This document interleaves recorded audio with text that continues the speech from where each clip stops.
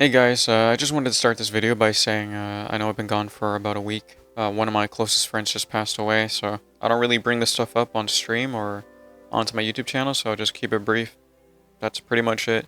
I'm gonna do a little song for him on my music channel as well, so if you want to check that out, go for it. That'll probably be done within the next week as well, so but yeah, I just thought I'd let you guys know. Let's continue this story. So I woke up this morning to a pretty horrible article I read. And it was something out of like a Hollywood movie. Like I'm telling you, this story writes itself. It's crazy. You got a villain, you got a victim, and then you got a victim that turned into a villain. It's just crazy. And the villain doesn't get caught, by the way. We'll get to that. So this story takes place in Ohio. I know some of you guys are like, of course. Why wouldn't it? And the answer to that is, I don't know. It's just Ohio. This story involves the death of an Uber driver named Lo-Letha Hall. Rest in peace to her as well. It's a very tragic, sad story, and there are no winners, except for the bad guys, I guess. I also want to note that the villains in this might not even be from Ohio. We'll get to that in a bit. Nobody knows where they're from. So this whole thing starts off with an 81-year-old man named William J. Brock. Originally, William J. Brock was the victim. So William receives a call from scammers going, "We'll kill you if you don't give us $12,000. Now, I don't want to point at any countries, but my editors will now. Once again, that wasn't me, that was my editors. Who do you think the scammers are? You got two choices. This or this. Once again, my editors did that, not me. I don't know who they chose. But I have a feeling in my brain that they're not from America. But they could be. I'm not saying they can't be. I absolutely think they could be. Alright, enough with the racism. Let's continue the story. We get monetized to do this, by the way. So yeah, William gets a call, and they're like, "Give us $12,000 or you'll die." Something like that, right? Along those lines. So now, obviously, he's scared. He's running around in circles, not knowing what to do. He's 81 years old. He's probably seen, World War II. He's probably seen it all, to be honest. Including the racism, actually. Yeah, he was around that time. Anyways, weird detour here. But yeah, he pretty much freaks out. And these guys, they obviously know his location, where he lives. Now, this is where I'm like, maybe they are from America, right? The other part was a joke, guys, but it could not be as well. But anyways, they know where he lives, so they call an Uber. Now, I don't know if you guys know this, Uber isn't just, for picking up people. They can pick up packages, like bombs. Not giving anyone ideas, but they can. They can pick up packages and deliver them somewhere else. So, Lo-Letha, who's 61 years old, by the way, crazy to be that age, driving around doing Uber. May she rest in peace. She seemed like a very hard-working lady. But she ended up getting sent to his house to pick up a package. Now they call him and they go, "Hey, we have somebody coming to your house to pick up the money. If you don't give us the $12,000, we're gonna kill you." So they have her sent to his house, and in his house is, well, you guessed it, 81-year-old William J. Brock. Once again, William is a victim. He's in fear for his life. It's honestly not a surprise. Like, I would freak out too. I also am a gun owner. And I would also open the door with my gun out if I knew somebody threatened to kill me and then sent somebody over. Now, I don't know why he didn't call the cops in that time. I'm very confused.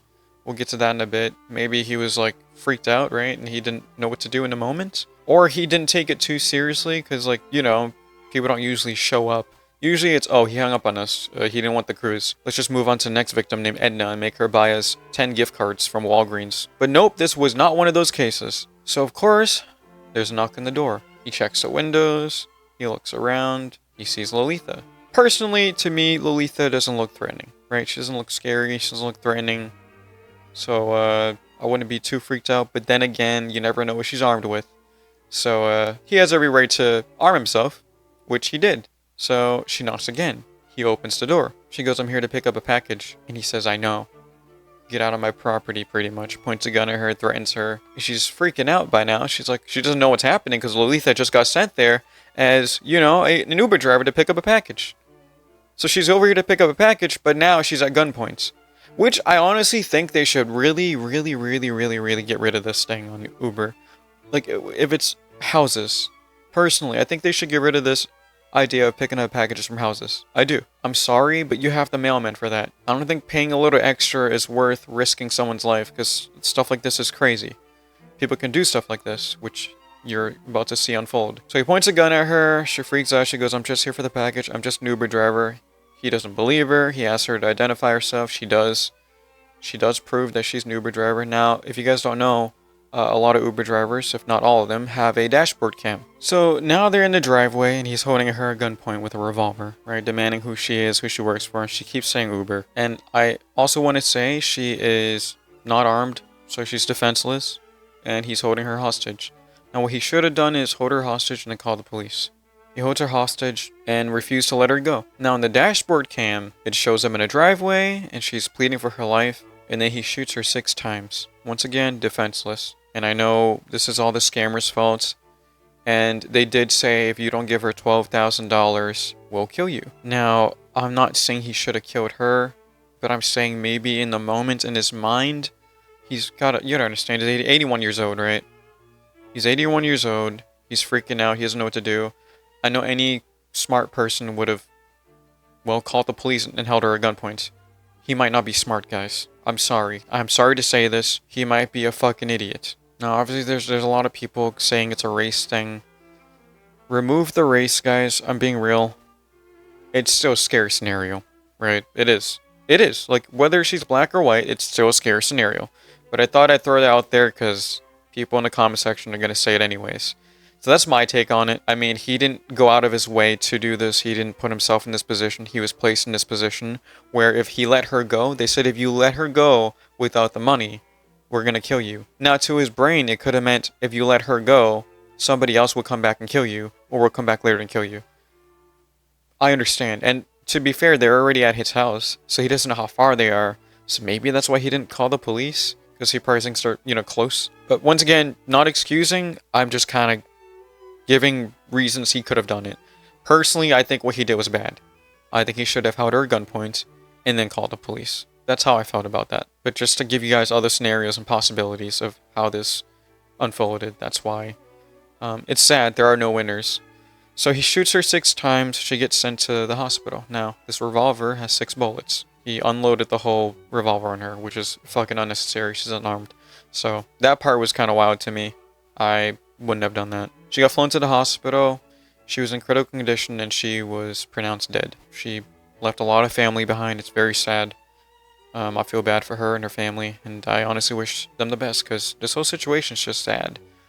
But at the same time, I do understand why they would be really fucking pissed off at him, but also understanding that he was also a victim. I think he was a victim, and he got carried away. That's how I felt about it, and he didn't think about the law or anything. He saw it as self-defense, so he thought it was okay to just shoot her, because she's on his property and all that, right? But in this case, it doesn't work that way.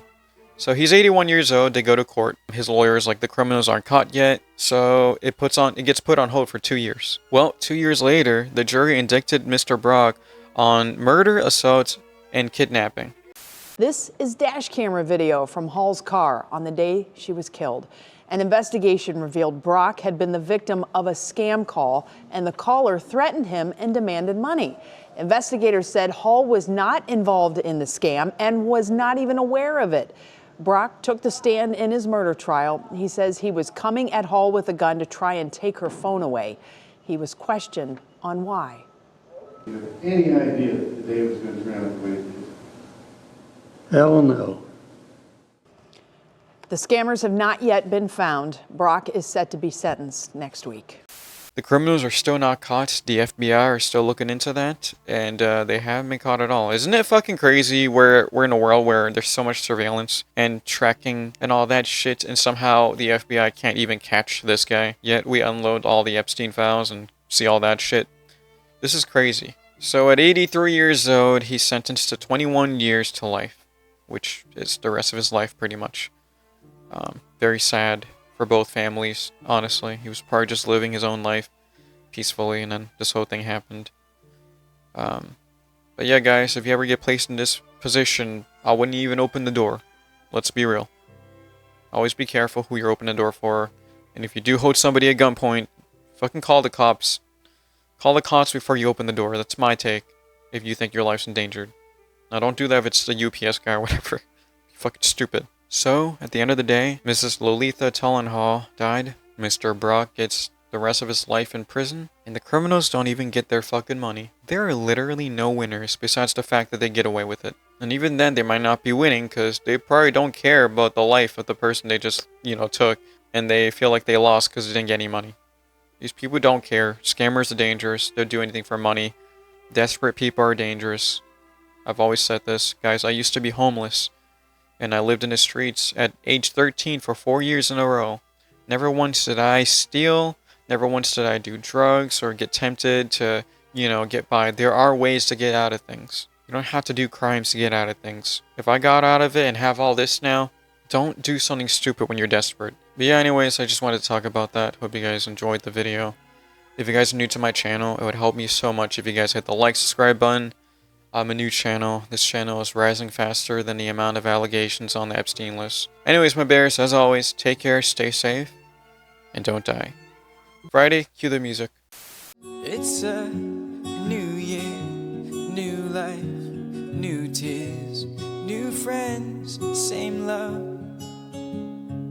But I'm glad you're here, you're mine, my dear. I see